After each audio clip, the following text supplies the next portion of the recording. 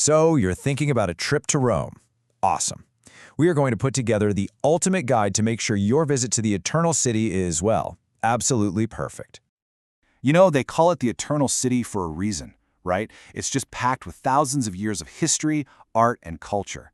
So the big question is, with so much to see, how do you make your trip truly unforgettable? Well, that's exactly what we're going to figure out together. All right, let's jump right in with the essentials. I'm talking about getting those perfect, postcard-worthy pictures. You know, capturing Rome's most iconic landmarks in all their jaw-dropping glory. And where else would we start? But of course, the Colosseum. I mean, this is the largest ancient amphitheater ever built. Just try to imagine it, gladiators battling right where you're standing. It's wild. When you're inside, you can almost feel the history. You can practically hear the roar of the crowd from 2,000 years ago. Okay, but here's the real challenge. How do you get that amazing photo without, 1,000 other people in your shot? Well, here is a fantastic pro tip from writer Emily Brown. It's all about finding the right vantage point. If you shoot from a slightly lower angle, boom. Suddenly, all those cars and crowds just disappear, and it looks like you have this wonder of the world all to yourself. Okay, from the arena, let's head over to the river. Our next stop for that perfect picture is the absolutely stunning Ponte Sant'Angelo. This bridge was finished way back in 134 AD. It's just famous for those breathtaking angel statues and, of course, that incredible view of the Castel Sant'Angelo. So, how do you get the perfect shot here? Well, we've got another little gem from Emily Brown. The secret? You got to get off the main path. If you head down the stairs to the riverbank, you'll get this beautiful, totally unobstructed shot of both the bridge and the castle. No crowds, just a perfect picture. So, you see the pattern here, right? A little bit of strategy goes a long way. If you want to beat the crowds, you've got two choices.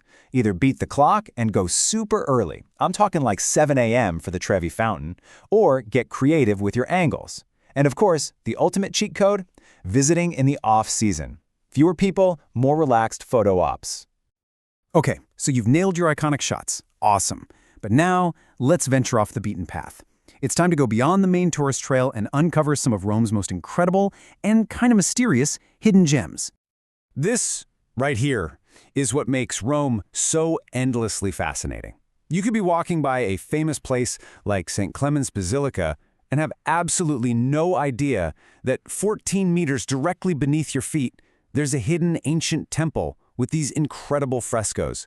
Rome is a city of layers. I mean, literally. All right, speaking of hidden and mysterious, take a look at this number, 3,700. Just let that sink in. What in the world could that possibly be? Well, that is the number of Capuchin monks whose actual skulls and bones have been used to decorate the walls of the Capuchin crypt. Yeah, it's also known as the Bone Chapel, and it is, without a doubt, one of the most hauntingly unique and truly unforgettable sights in the entire city. It's something else. Okay, let's go from the spooky to the delicious.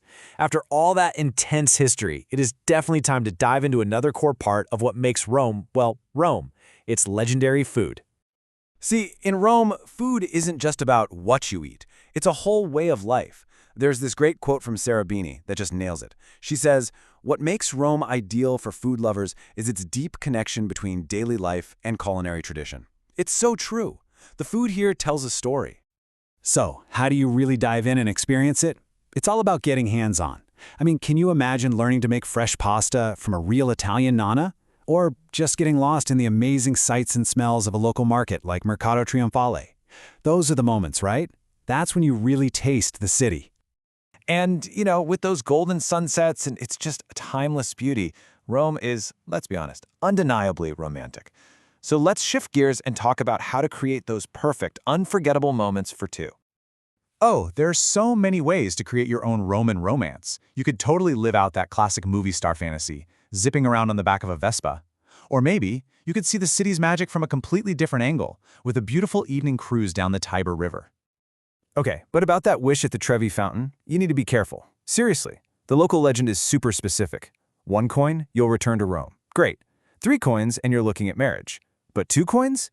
Whoa, that means you're wishing for a new love. So maybe think twice about that one if you're there with your partner. But hey, Rome isn't just for couples. It's also an incredible playground for families. So let's talk about how to make amazing memories with the kids for all ages. And trust me, keeping everyone happy here is easier than you think. The whole family can get totally wowed by the gladiator stories at the Colosseum, for sure. But there are also some amazing spots just for the little ones. The Leonardo da Vinci experience is awesome. It brings all his cool inventions to life. And of course, the ultimate peacemaker, a sunset gelato, works on even the fussiest eater every single time. All right, for our last section, let's expand our horizons a bit. We're going to look at what Rome has to offer after the sun goes down, and also check out some amazing destinations that are just a short trip away. One of the best things about Rome is its location. It's the perfect home base for some incredible day trips. I mean, in about an hour, you could be chilling by a beautiful lake in Castel Gandolfo. Go a little bit further, and you can dive deep into the mind-blowing history of Pompeii. Or, hey, you could even find yourself on the ridiculously stunning Amalfi coast. And back in the city itself, the adventure definitely does not stop when the sun goes down. Seeing all the monuments lit up at night is just magical. It's a whole different vibe. You could take a gourmet food tour, or if you're feeling brave, you could get a unique thrill and visit that creepy bone chapel after dark.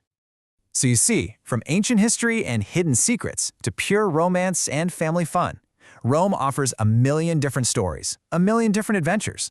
So really, the only question left is, which one are you going to live?